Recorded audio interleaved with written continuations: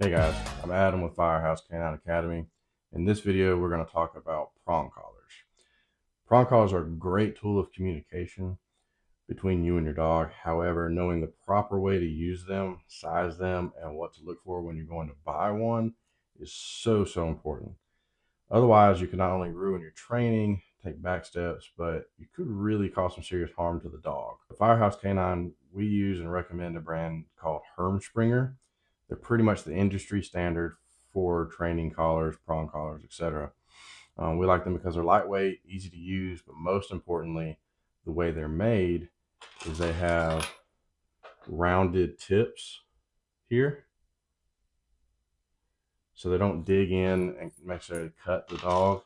A lot of your run-of-the-mill collars are not made that way. The ones you get from most pet stores or Walmart, they have, like this one, which this isn't as bad as I've seen, kind of flat cut tips. And when that happens is these edges here can be pretty sharp. And so when you go to pull or give any kind of correction, they could be causing little cuts into your dog, which is painful and harms them and just a lot of issues, right? So that's why we recommend that brand. First, let's talk about how does a prong collar work.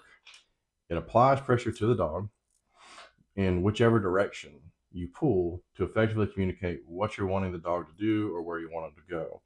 This is accomplished with this triangle here at the top of the collar. So it's got this little action here.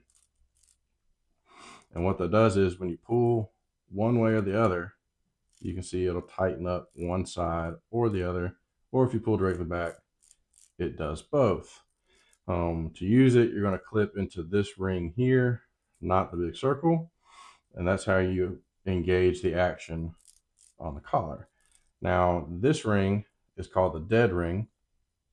And if you hook them both up, you've disabled that action, and essentially now it's a flat collar. The way I like to describe the use of this and how we can use it is think of like a football helmet. When you have a helmet on, if the coach grabs your face mask and moves you, you don't have much of a choice. You're going to go whichever way because he's got your head, right? It's uncomfortable, it doesn't necessarily hurt. Think of this like that, just moving, giving a little direction, a little clarity of communication on what we're wanting. Now let's talk about placement. Placement is probably the most important part of using a prong collar correctly. It should be placed high behind the dog's ears. I'll show you a picture here. Just behind the ears and under the jaw, almost like it's kind of cupping their skull. So like in the picture, if it's placed too low, it's not near as effective, one. But two, there's a high potential for internal damage or causing internal damage depending on how hard you're pulling or giving correction pops, especially because down low you have the dog trachea. Then like us right here in the dog, you have your thyroid cartilage, your cricoid cartilage. We don't want to hit that, mess it up, cause any tracheal damage or anything of that nature. So that's why we keep it high. We want to keep it high and snug, not tight, just snug. Snug enough it's not going to slide down or fall down the neck. You should still be able to slide 2 fingers under the collar, especially under the action chain when it's still on. If you can't, it's definitely too snug.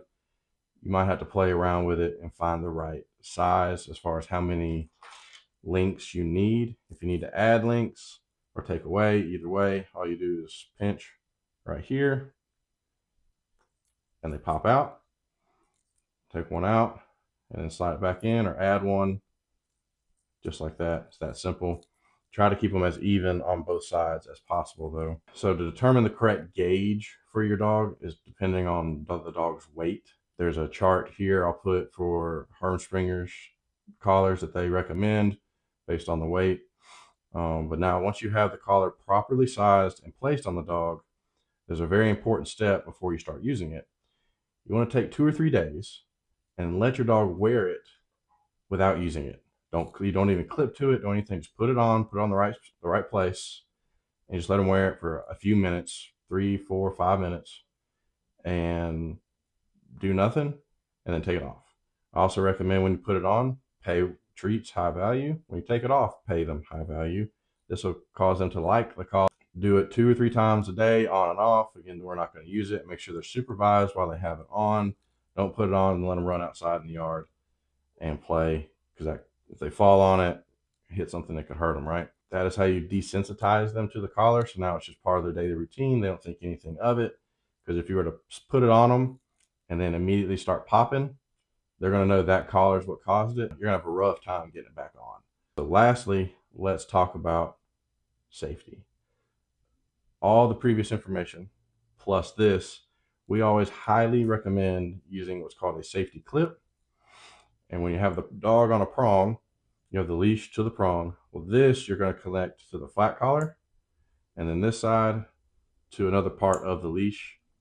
That way, if the prong collar fails, breaks, comes apart, whatever, you still have control of the dog and it's still connected to the leash and they're not going to run off. Anytime a dog gets put on a prong and we're using it, they have a safety on. In our next video, we're going to be showing you how to safely introduce the dog to the prong and teach them what it means, what it is, how to turn the pressure off after you turn it on, and it'll walk you through those steps. Please go like, follow, comment, and share if you enjoyed this video or learned it or any of our other videos.